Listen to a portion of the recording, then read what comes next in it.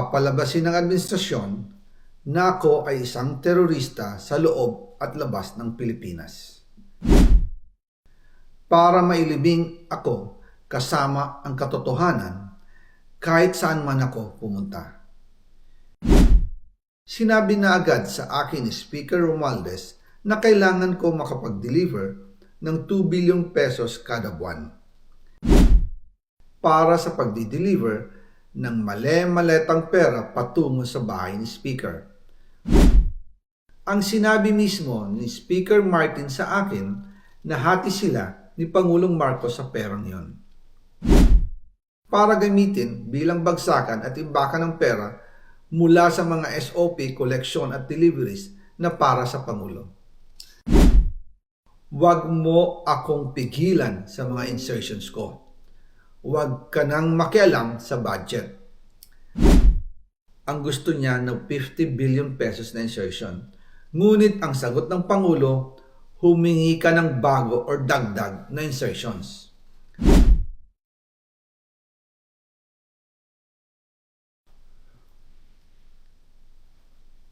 Magandang araw po sa inyong lahat. Bago ko ipagpatuloy ang aking paliwanag, nais ko munang magpasalamat sa inyo. Maraming salamat sa inyong bukas na isipan, sa inyong pasensya, at sa pagtanggap ninyo sa mga impormasyong aking ibinabahagi. Alam kong hindi madali ang mga paksang ito. Mabibigat at mahirap tanggapin. Hindi po ako makauwi dahil malaki ang banta sa buhay ko. Ngayon naman, ay meron kaming natanggap na balita.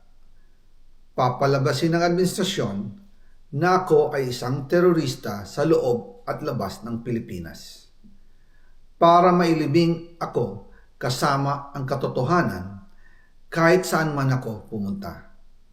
Pero mahalagang malaman ng taong bayan ang katotohanan. Muli, taos-puso akong nagpapasalamat sa inyong pakikinig. Una po sa lahat, sinasabi ng ICI at ni Henry Alcantara na 21 billion pesos daw ang napunta sa akin. Hindi po totoo yun. Wala akong natanggap na ganyang halaga. Ang totoo, mula 2022 hanggang 2025, ang kabuuang pera na dumaan sa akin para ibigay kay Pangulong Bongbong Marcos at kay dating Speaker Martin Romualdez ay umabot sa 56 billion pesos at hiwalay pa dyan ang 100 billion pesos insertion ng Pangulo sa 2025 budget. Pati na rin ang 97 billion pesos flood control insertion na inilagay sa NEP ng 2026 national budget. Balikan natin kung paano ito nagsimula. Noong 2022, kakaupo ko pa lang bilang chairman ng House Committee on Appropriations, sinabi na agad sa akin ni Speaker Romualdez na kailangan ko makapag-deliver ng 2 billion pesos kada buwan. Makalipas ang ilang araw, tumawag sa akin si Yusek Bernardo. Sabi niya, kailangan ng tulong ng Bulacan sa problema nila sa baha. Pinapunta niya sa opisina ko sa Kongreso si DPWH District Engineer Henry Alcantara. Sa naging meeting namin ni Alcantara, siya mismo ang nag-offer kung paano ang hatian sa mga proyekto ng DPWH.